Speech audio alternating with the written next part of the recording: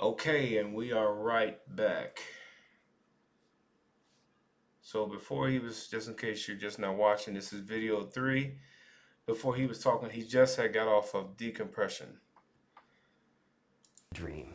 Thanks to all of that surrounding hardware, our 5.5 gigabytes a second really should translate into something like 100 times faster I/O than PS4 and allow the dream of no load screens and super fast streaming to become a reality.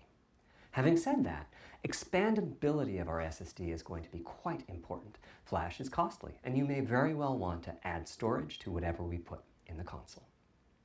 Now, the kind of storage you need depends on how you're going to use it. If you have an extensive PlayStation 4 library and you'd like to take advantage of backwards compatibility to play those games on PlayStation 5, then a large external hard drive is ideal. You can leave your games on the hard drive and play them directly from there, thus saving the pricier SSD storage for your PlayStation 5 titles, or you can copy your active PlayStation 4 titles to the SSD. Man. If your purpose in adding more storage is to play PlayStation 5 titles, though, ideally you would add to your SSD storage. Yeah. We will be supporting certain M2 SSDs. These are internal drives that you can get on the open market and install in a bay in the PlayStation 5. As for which ones we support and when, I'll get to that in a moment.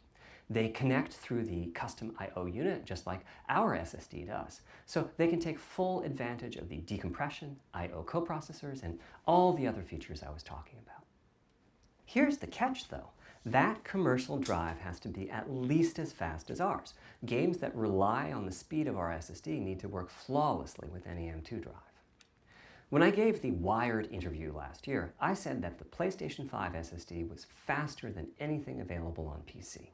At the time, commercial M2 drives used PCIe 3.0, and 4 lanes of that cap out at 3.5 gigabytes a second.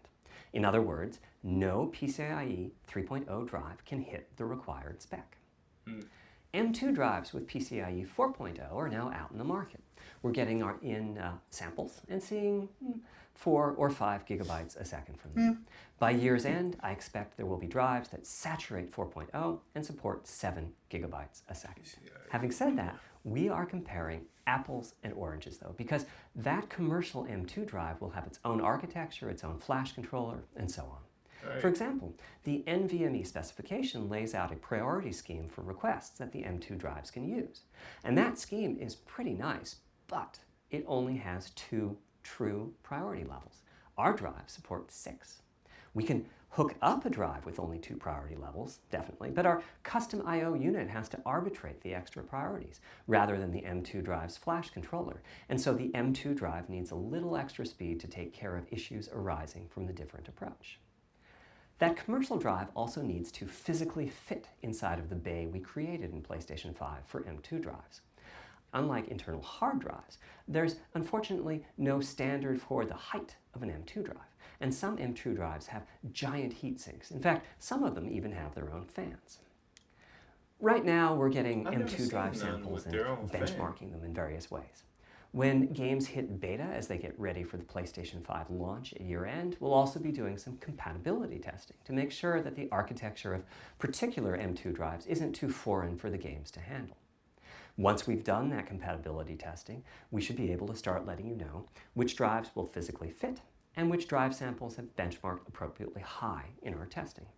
It would be great if that happened by launch, but it's likely to be a bit past it, so please hold off on getting that M2 drive until you hear from us. Okay, back to our principles. Balancing evolution and revolution is the second of them. This was definitely a recurring theme with the GPU. We need new GPU features and capabilities. If we only have more performance, it's not really a new generation of console. Right. Of course, many of these capabilities result in more performance. That's part of why a PlayStation 5 teraflop is more powerful than a PlayStation 4 teraflop. But we aren't just looking for the performance. We also need the ability to do something with the GPU that could not have been done before. And we need higher performance per watt. Every time we double the performance of some GPU component, we don't want to find out we've doubled the power consumed and the heat produced. But at the same time, we have to make sure the GPU can run PS4 games, and we have to ensure that the architecture is easy for the developers to adopt. Now, Backwards compatibility was handled masterfully by AMD. They treated it as a key need throughout the design process. As our solution to adding new features without blindsiding developers, we made sure that if there were new significant features, it would be optional to use them. The GPU supports ray tracing, but you don't have to use ray tracing to make your game. The GPU supports primitive shaders, but you can release your first game on PlayStation 5 without making any use of them. Before I get into the capabilities of the GPU, I'd like to make clear 2 points that can be quite confusing. So, a couple of things you mentioned right there. So these GPUs, even the ones that you probably already have in your computer right now, they can do a lot. But unless you really know what each ability is, what the power, how to manufacture that, how to get it, how to even and get to that untapped power, then yeah, you can make a game and produce a game, but you won't be able to like really get the meat out of the GPU. And I think that internally is what I'm trying to eliminate within myself. You know, like I want to know that. I want to learn that. You know, that's why a lot of the some of your greater games, again, a lot of Sony's third party. I mean, Sony only develop companies, their games always look great because they have first hands on with Sony to be able to say, okay, this is the game that we have. We want to do this, but we can't get this to work. And they can go right there with Mark Cerny, and Mark Cerny can say, oh, well, you can use this part of the GPU, and then you can make this go with this, and then you have Uncharted 4, you have Killzone, and the like. So, but everything is so open now. Like you can literally open up this thing and really find out what it's using, right? It's just you as a developer need to take the time to really break this thing down and find out what you could do. That's how you like No Man's Sky. I'm not gonna talk about that game when it first came out, but that's how like games like that get made. You know, that's how new technologies and stuff get made within games. That's how games stand out more than the rest, Spore and other games like that. It's because on a program level, they know how to get in there and go direct hands on with the graphics and the CPU and the power of the system and know what they can do and know what they can pull to really come up with those new groundbreaking games. Those new, the frame rate should be breaking here, but it doesn't. Um, the way those shaders work right there on that character it's awesome. The way their hair moves shouldn't be able to do that on it. That's why they're able to do things like that because they can go in there, really break this thing down, and find out what they could do. Again, that talk on Crash Bandicoot was really dope. First, we have a custom AMD GPU based on their RDNA 2 technology. What does that mean? AMD is continuously improving and revising their tech. For RDNA 2, their goals were, roughly speaking, to reduce power consumption by re-architecting the GPU to put data close to where it's needed, to optimize the GPU for performance, and to add a new, more advanced feature set. But that feature set is malleable, which is to say that we have our own needs for PlayStation, and that can factor into what the AMD roadmap becomes. So collaboration is born. If we bring concepts to AMD that are felt to be widely useful, then they can be adopted into RDNA 2 and used broadly, including in PC GPUs.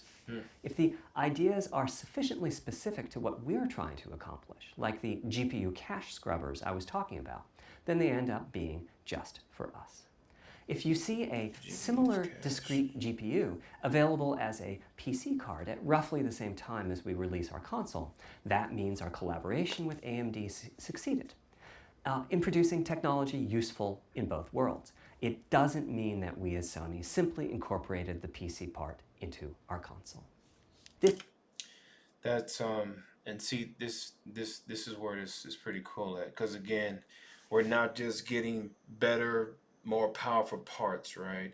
We're breaking the thing down, seeing what it's actually doing, seeing if it's actually viable for us, and then not only taking it but putting it in our console, maxing it out to the best of our ability, getting untapped energies in it, and then transferring that to that company so that they can use it and we can use it and they can use it. It's kind of the same thing that Hideo Kojima did with Guerrilla Games, their engine, the Decima engine. Like he wanted to use that because he saw the capability, and because of that, Zero Horizon Dawn 2 is going to be a little bit better. Well, say a little bit and take none away, but it's going to be better as far as AI and how it looks and everything else because now you have two developers using a custom engine and able to share power off of it. And then on top of that, they're developing for the PlayStation 5. So the games that's going to come out of that engine is going to be pretty nothing under spectacular. This continuous improvement in AMD technology means it's dangerous to rely on teraflops as an absolute indicator of performance, and CU count should be avoided as well. In the case of CPUs, we all understand this. The PlayStation 4 and PlayStation 5 each have 8 CPUs, but we never think that meant the capabilities and performance are equal. It's the same for CUs. For one thing, they've been getting much larger over time. Adding new features means adding lots of transistors. In fact, the transistor count for a PlayStation 5 CU is 62% larger than the transistor count for a PlayStation 4 CU. Second, the PlayStation 5 GPU is backwards compatible with PlayStation 4. What does that mean? One way you can achieve backwards compatibility is to put the previous console's chipset in the new console, like we did with some PlayStation 3s, but that's of course extremely expensive. A better way is to incorporate any differences in the previous console's logic into the new console's custom chips, meaning that even as the technology evolves, the logic and feature set that PlayStation 4 and PlayStation 4 Pro titles rely on is still available in backwards compatibility modes. One advantage of this strategy is that once backwards compatibility is in the console, it's in. It's not as if a cost down will remove backwards compatibility like it did on PlayStation 3. Achieving this unification of functionality took years of efforts by AMD, as any roadmap advancement creates a potential divergence in logic. Running PS4 and PS4 titles at boosted frequencies has also added complexity. The boost is truly massive this time around, and some game code just can't handle it. Testing has to be done on a title-by-title basis. Results are excellent, though. We recently took a look at the top 100 PlayStation 4 titles as ranked by playtime, and we're expecting almost all of them to be playable at launch on PlayStation 5. With regards to new features, as I said, our strategy was to try to break new ground, but at the same time not to require use of the new GPU capabilities. For more than a decade, GPUs have imposed a restriction on game engines. Software handles vertex processing, but for the most part, dedicated hardware is responsible for the triangles and other geometry that the vertices form. That means it's not possible to do even basic optimizations, such as aborting processing of a vertex if all geometry that uses it is off-screen. PlayStation 5 has a new unit called the Geometry Engine, which brings handling of triangles and other primitives under full programmatic control. As a game developer, you're free to ignore its existence and use the PlayStation 5 GPU as if it were no more capable than the PS4 GPU, or you can use this new intelligence in various ways. Geometry engine. Simple usage could be performance optimization, such as removing backfaced or off-screen vertices and triangles. More complex usage involves something called primitive shaders, which allow the game to synthesize geometry on the fly as it's being rendered. It's a brand new capability. Using primitive shaders on PlayStation 5 will allow for a broad variety of techniques, including smoothly varying level of detail, addition of procedural detail to close-up objects, and improvements to particle effects and other visual special effects. Another major new feature of our custom RDNA 2-based GPU is ray tracing, using the same strategy as AMD's upcoming PC GPUs. The CUs contain a new specialized unit called the intersect. Let me talk right quick on the what he's talking about as far as the geometry engine. Okay, so that's interesting. So whenever you design something in 3D, you have something called faces. So the front part of the piece of polygon. So let's say you have a triangle here, right? The front piece is visible, where the back piece isn't. But I'm going to say that the back piece is still computed. But what this is sounding like is that the polygons that do not have faces, like say like you have one whole piece of a polygon, right? those ones that are not facing you, but they're there.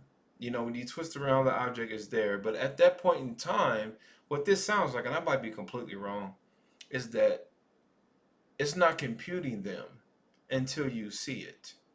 So it's able to look at the geometry and render what's in front of you, what you need to see, and take out what you don't need to see, but able to pop that right back in to where you can't even notice that it wasn't there.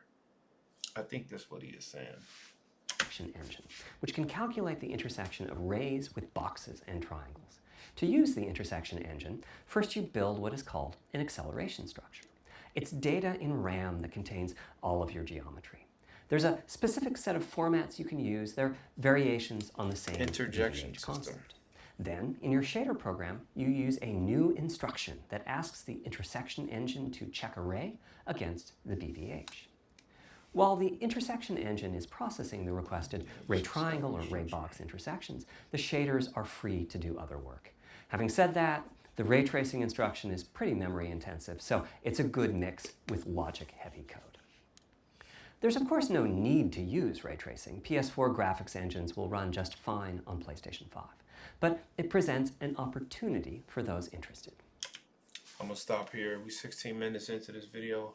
Right quick on this segment right here. The thing is, I like how he keeps saying that, you know, there are a ton of capabilities that the PS5 has, but you as a game developer, right? Because we're talking about like developing games for the thing. You don't have to use them. But in some cases, I would imagine that